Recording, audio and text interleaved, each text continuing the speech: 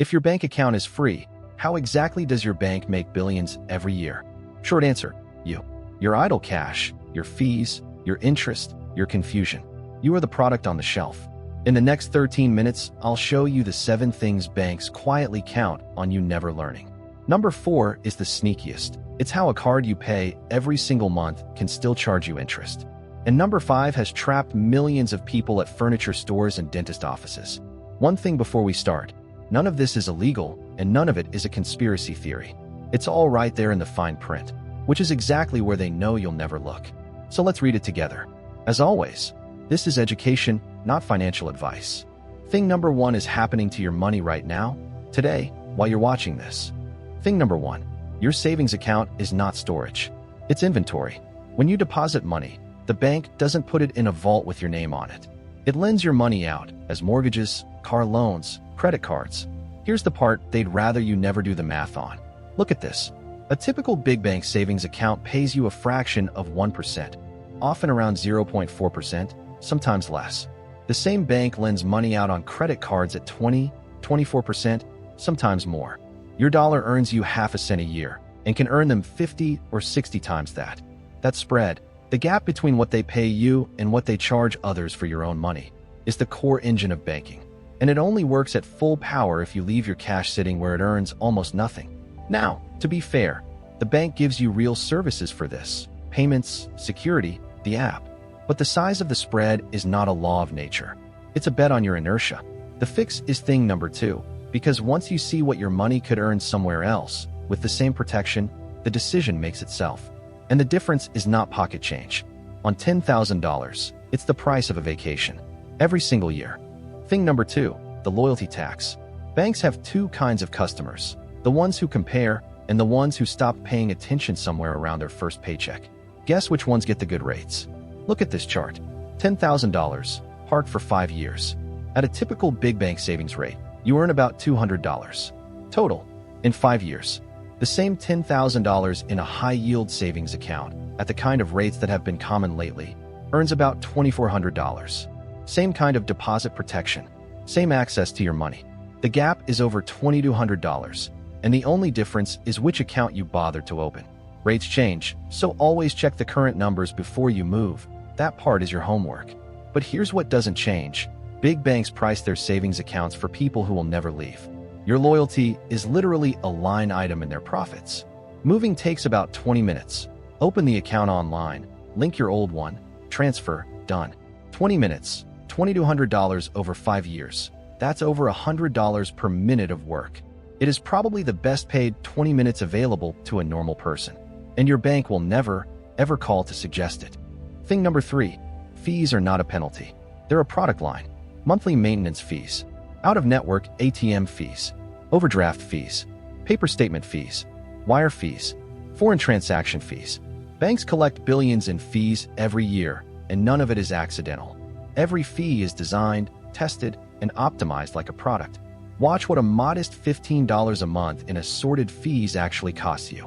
Over 10 years, that's $1,800, paid for nothing. But the real number is worse. If that same $15 a month had been invested at 7% instead, you'd have about $2,600. That's the true price of small fees. Not just what they take, but what the money would have become. The fix takes one evening. Pull up your last 3 statements and highlight every fee. Then do 2 things. 1. Ask the bank to waive them. Maintenance fees often disappear if you ask, or if you meet a direct deposit minimum they never advertise to you. 2. If they won't budge, switch. Plenty of accounts charge nothing at all. And a special word about overdraft protection. A declined card costs you $0 and a moment of embarrassment. An overdraft courtesy often costs around $35 per incident. Turn it off.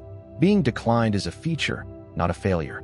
Thing number 4, the sneakiest one on this list.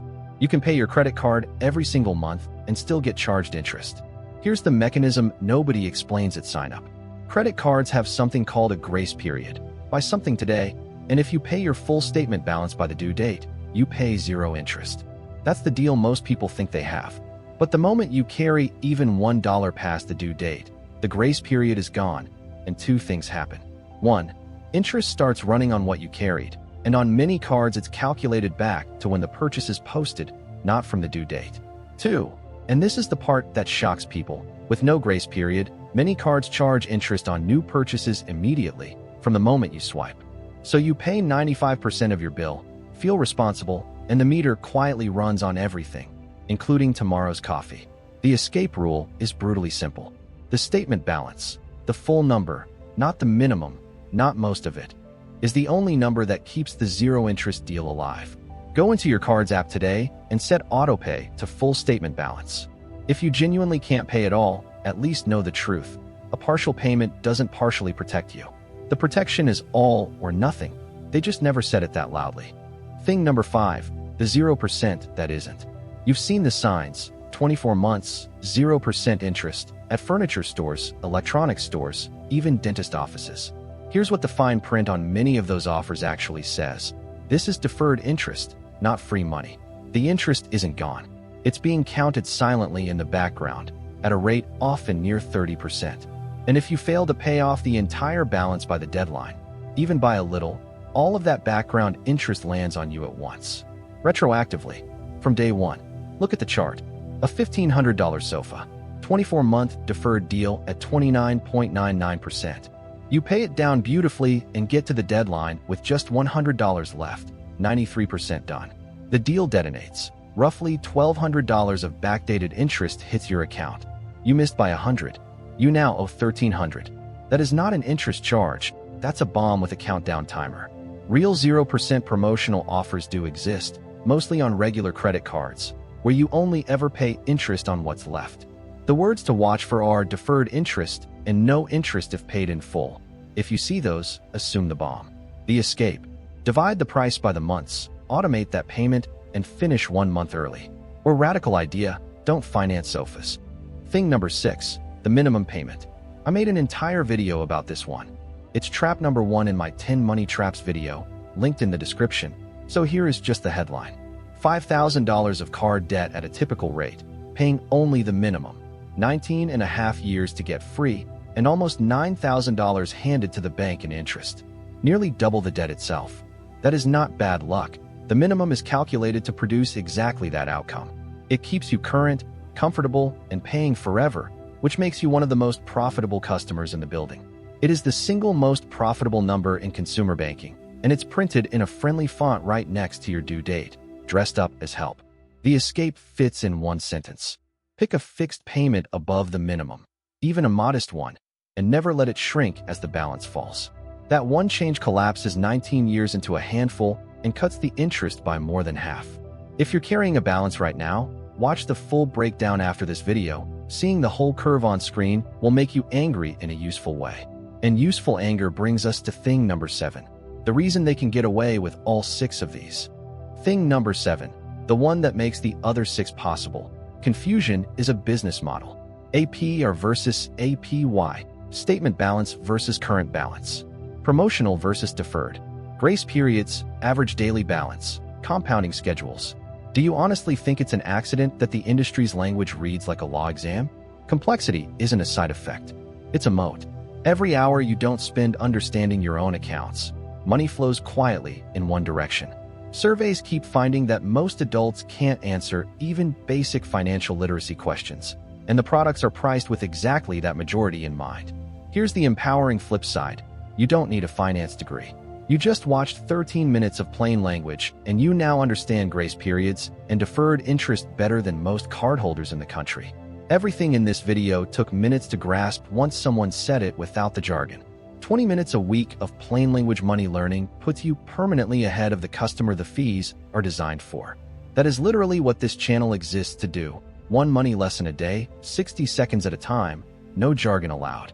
Subscribe, and tomorrow's lesson finds you. Because confusion is their asset. Understanding is yours. Now let's turn all 7 into a plan. Here's the whole video as a defense you can run this week. Move 1. Relocate your idle savings to a high-yield account. That disarms thing 1 and thing 2, and it's the best paid 20 minutes you'll get. Move 2. Open your cards app and set autopay to full statement balance. Thing 4 and thing 6, gone. Move 3. Read one document, your account's fee schedule. It's short and public, and you'll find every fee with your name on it. Ask for waivers or leave. And one rule for life. Whenever a store says 0%, look for the words deferred interest and walk away from the countdown bomb. Your bank is not evil. It's a business, optimized against customers who don't look. The entire game is to stop being one of them. Everything I mentioned is in the description: the 10 money traps video with the full minimum payment math, the book that rewired how I think about money, and the tools I use. One more time. This is education, not financial advice. Rates, fees, and terms change, so verify before you act. If this earned its 13 minutes, subscribe. One 60-second money lesson every day, one deep dive every week. And tell me in the comments, which of the 7 did you not know? Be honest. I read every single one. This is Money Unlearned. See you tomorrow.